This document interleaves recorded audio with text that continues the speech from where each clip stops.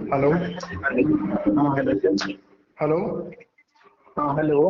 हाँ, मैं knowledge IQ से अभिषेक बोल रहा हूँ। हाँ सर बोलिए। आप सूरज बोल रहे हो? हाँ जी सर। आपकी ब्रांच इलेक्ट्रिकल है ना? Yes sir yes. तो आपसे वो जानकारी लेनी थी, इंटरव्यू आपका कैसा हुआ, मतलब क्या क्या क्या प्रोसेस रही, ताकि आगे आने वाले जो कैंडिडेट है ना उनके लिए थोड़ा सा फायदा हो जाए। हाँ हाँ बिल्कुल सर। आपके पीछे थोड़ी आवाज में मतलब बैकग्राउंड में नॉइस आ रही है, क्या आवाज आ रही है? रुकिए मैं थोड़ा विंडो लॉक कर ले रहा हूँ।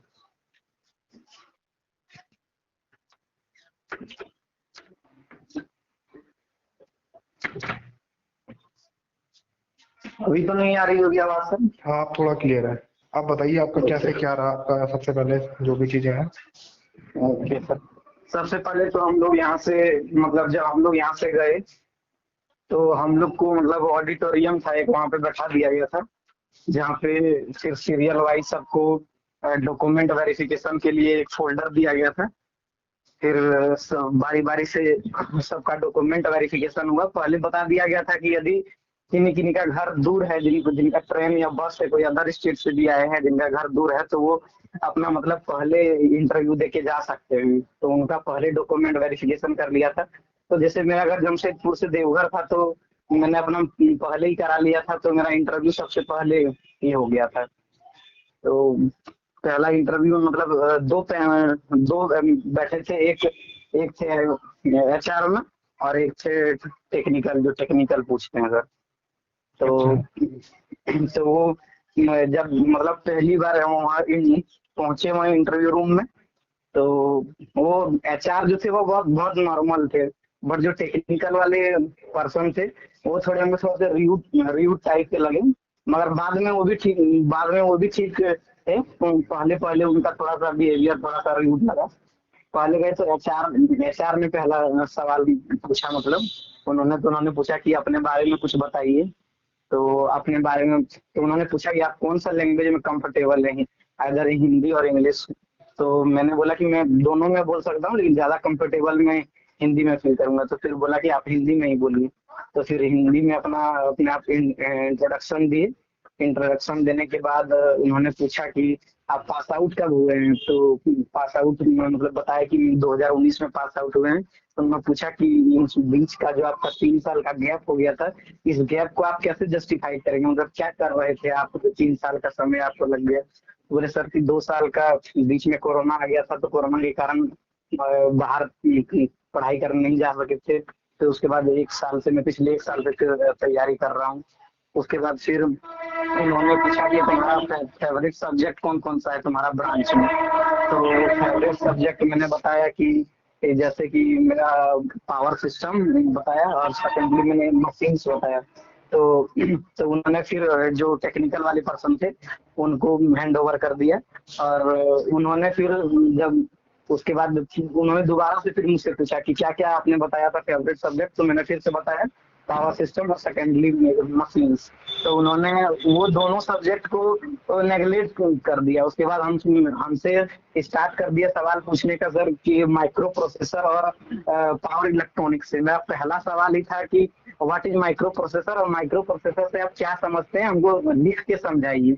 तो उसके बाद मैंने लिख के समझाया माइक्रो प्रोसेसर के बारे में, 8051 के बारे में डायग्राम के थ्रू से समझाया। उसके बाद वो एक सवाल माइक्रो प्रोसेसर करने के बाद फिर दोबारा से मुझे पावर इलेक्ट्रॉनिक्स में ले गए। उन्होंने पूछा कि पावर इलेक्ट्रॉनिक्स में आपने क्या क्या पढ़ा है, खुद से बताइए जो जो अभी आपको याद है। तो मैंने बताया कि एस सी आर है सर, IGBT, उसके बाद मॉसफेट, BJT, ये 3-4 नाम मैंने बताए। तो उन्होंने फर्स्टली हमको बोला कि मतलब SCR का आप डायग्राम बना के दिखाइए। तो SCR का डायग्राम बना के मैंने दिखाया। तो SCR से फिर थोड़ा बहुत बेसिक्स क्वेश्चन जो था वो पूछा गया। उसके अच्छा। बाद फिर बोला गया था कि आप थायरिस्टर का मतलब VI कैरेक्टरिस्टिक्स बताइए हमको बना के। तो फिर मैंने सर वो एक्चुअली उस टाइम हम मतलब रिकॉल नहीं कर पा रहे थे, तो मैंने बोल दिया कि सर अभी रिकॉल नहीं कर पा रहे हैं। तो बोला कोई बात नहीं, ठीक है। तो उसके बाद फिर पावर इलेक्ट्रॉनिक्स से 2-4 सवाल और मतलब किया, जैसे कि IGBT का फुल फॉर्म बताओ। उसके बाद गेट का यूज हम क्यों करते हैं SCR में, गेट का यूज क्या है। मैंने बताया सारा चीज कि गेट को हम लोग मतलब आज ये टर्न टर्न ऑन प्रोसेस के लिए यूज करते हैं। तो उन्होंने बताया कि टर्न ऑन कैसे करते हैं, कितना वोल्टेज देना पड़ता है। तो मैंने बताया कि फॉरवर्ड ब्रेकडाउन वोल्टेज जितना जितना अप्लाई करना पड़ता है उसको ऑन करने के लिए। तो वो प्रोसीजर मैंने फिर समझाया। उसके बाद फिर उन्होंने उसका सवाल था फिर वो मशीन्स में आ गए। फिर उन्होंने मशीन से बोला कि मशीन्स में तुम क्या क्या मतलब पढ़ के आए हो। तो मैंने बोला कि सर आप मतलब मशीन्स में कुछ भी पूछ सकते हैं। तो उन्होंने बोला कि नहीं तुम खुद से ही बताओ तुमको क्या क्या आता है। तो फिर मैंने डीसी मोटर से बताना स्टार्ट किया। पूरा डीसी मोटर पूरा एक्सप्लेन किया। उसके बाद फिर एसी मोटर्स पूरा एक्सप्लेन किया। एक्सप्लेन करने के बाद फिर हमसे पूछा पूछा कि उन्होंने जो टेक्निकल पर्सन था उन्होंने पूछा कि आपका मतलब इस रूम में आप देख के बताइए कि सिंगल फेज एसी मोटर कहाँ कहाँ लगा हुआ है। तो फिर वो दो एसी लगा हुआ था वहां पे सर। तो मैंने दो एसी बता दिया कि दो एसी लगा हुआ है। तो उसके बाद उनका सवाल था कि कोलकाता में जो अभी फिलहाल ट्रेन यूज हो रहा है लेटेस्ट में उसमें कौन सा मोटर हम लोग यूज कर रहे हैं ट्रेन चलाने में। तो मैं बता कि लेटेस्ट में अभी 3 फेज इंडक्शन मोटर यूज हो रहा है। तो फिर उन्होंने पूछा कि पहले कौन सा यूज होता था। मैंने बोला कि पहले डीसी सीरीज मोटर यूज होता था। तो उसके बाद फिर मैंने जो हॉबी बताया था सर कि मतलब मैंने इंट्रोडक्शन में अपना हॉबी बताया था कि मुझे क्रिकेट खेलना पसंद है। और मैं अपना स्कूल टीम का कैप्टन भी रहा हूँ अप टू सेकेंडरी एजुकेशन जब तक रहा मेरा तब तक। और मैंने ब्लॉक लेवल तक अपने क्रिकेट टीम को रिप्रेजेंट भी किया है। तो फिर वहां से सवाल उन्होंने पूछा कि महेंद्र सिंह धोनी का एक फेवरेट शॉट है जो बहुत फेमस है, उस शॉट का नाम बता सकते हो। फिर मैंने वो बताया। तो हेलीकॉप्टर उसके शॉट। बाद हाँ हेलीकॉप्टर शॉट। तो उसके बाद फिर उन्होंने पूछा कि वो आजकल एक शॉट बहुत ज्यादा ट्रेंडिंग में है जो आजकल हर कोई जितना भी बैट्समैन आता है हर कोई खेलता है।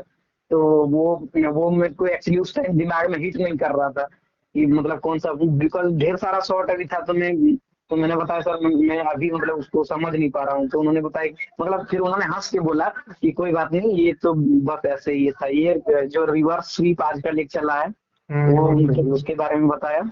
उसके बाद फिर उन्होंने पूछा कि जो बोला कि एक मैं तुमसे बहुत टफ सवाल पूछना चाहता हूँ तो मतलब तुम जवाब देना चाहोगे। हाँ बोले हाँ सर कोई बात नहीं आप पूछिए। तो फिर उन्होंने पूछा कि मतलब वो सवाल इजी ही था। वो उन्होंने मतलब पता नहीं क्यों उनको लगा कि वो सवाल टफ था। तो उन्होंने पूछा कि वो जो रेफ्रिजरेटर में या इसमें एसी में जो मोटर यूज होता है तो मतलब कौन सा मोटर सिंगल फेज का कौन सा मोटर यूज होता है। तो मैंने उसको बताया। उन्होंने capacitor star capacitor run motor use होता है। तो बोला ठीक है। फिर उसके बाद एक दो सवाल बस बेसिक से सर पूछा है। कुछ कुछ सवाल जो मतलब उतना बहुत ज्यादा मतलब टेंस नहीं था, बाद में कंफर्टेबल आपको कर देता है। शुरू शुरू में थोड़ा बहुत टेंस था मैं तो हमको लास्टली उन्होंने बोला कि तुम्हारा कॉन्फिडेंस बहुत अच्छा है, तुम बहुत अच्छा किए, लेकिन शुरू में थोड़ा सा तुम मतलब हड़बड़ा गए थे। तो उन्होंने पूछा कि शुरू में तुम क्यों थोड़ा सा हड़बड़ा गए थे। तो मैंने बताया कि सर मैं थोड़ा सा नर्वस फील कर रहा था इसलिए स्टार्टिंग में मैं थोड़ा सा नर्वस फील कर रहा था। तो उन्होंने बताया कोई बात नहीं तुम्हारा कॉन्फिडेंस बहुत अच्छा है, बहुत अच्छा है। फिर बोला कि आप जा सकते हैं। तो उन्होंने लास्ट भी बोला कि आप कुछ पूछना चाहते हैं हम लोग से तो आप पूछ सकते हैं बिल्कुल। तब मैंने बोला no sir thank you so much. उन्होंने 2 बार फिर ये सवाल मुझसे पूछा कि आप अगर कुछ पूछना चाहते हैं तो आप पूछ सकते हैं भेजिए। मैंने कहा no sir thank you so much. उन्होंने उसके बाद बोला कि आप जा सकते हैं। तो करीब 25 या 30 मिनट के आसपास मेरा इंटरव्यू हुआ था सर। हाँ वो कैंडिडेट बता रहे हैं एवरेज सबका 25-30 मिनट का इंटरव्यू लगभग लगभग हो रहा है ना। Yes sir yes sir. बाकी तो डॉक्यूमेंट से सर रिलेटेड तो कोई प्रॉब्लम वगैरह नहीं हुई ना आपकी। नहीं नहीं नहीं सर डॉक्यूमेंट से रिलेटेड इस बार लेकिन थोड़ा सा जो ये हार्ड कर दिया है कि आप अगर कोई भी डॉक्यूमेंट, जैसे पहले होता था कि कोई डॉक्यूमेंट अगर आपका छूट गया है या नहीं लेके गए हैं तो आपको टाइम मिलता था। लेकिन इस बार उन्होंने बताया कि देखिए बहुत सारा कैंडिडेट ऐसा होता है जो बाद में बोलते हैं कि मैं आज दे दूंगा सर कल दे दूंगा ऐसे करके बाद में बहुत प्रॉब्लम हो जाती है। तो जिनका जिनका भी अगर कोई भी डॉक्यूमेंट छूटा हुआ तो हम उसको कंसिडर नहीं करेंगे, उनको वहीं पे रिजेक्ट कर दिया जा रहा था। बहुत सारे बच्चे जो है अपना जेट का एडमिट कार्ड लेकर के भूल गए थे तो उनको बहुत लास्ट तक रुकने के लिए बोला गया था। आई थिंक फिर शाम को वो लोग का इंटरव्यू हुआ था। वो लोग को हुआ भी होगा कि पता नहीं, मेरा इंटरव्यू सबसे पहला इंटरव्यू था तो मैं इंटरव्यू देख के वहां से आ गया था तो मेरे को उतना पता नहीं चला। लेकिन जिनका जिनका भी डॉक्यूमेंट्स नहीं था उन लोग को बहुत वेट करना पड़ रहा था। उन्होंने बोला मैं रेफरेंस नंबर चेक करूंगा मैं खुद से निकालूंगा, अभी कोई दिक्कत होता है तो फिर मतलब हो पाएगा, अदरवाइज फिर आपको रिजेक्ट कर दिया जाएगा, वो साफ साफ बोल दे रहे थे।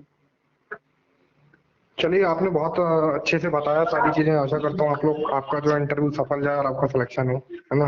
Yes sir, yes sir. तो और मतलब क्या उन्होंने कैसा, मतलब ये सब सुन के लगता है कि सर क्या हो पाएगा या नहीं हो पाएगा? देखिए, मैंने बाकी कैंडिडेट से तो बात करी नहीं है, लेकिन आप जिस हिसाब से बता रहे हो उस हिसाब से तो आपका जो है हो भी सकता है और नहीं भी हो सकता, दोनों ही मैं पॉसिबिलिटी रखूंगा, है ना।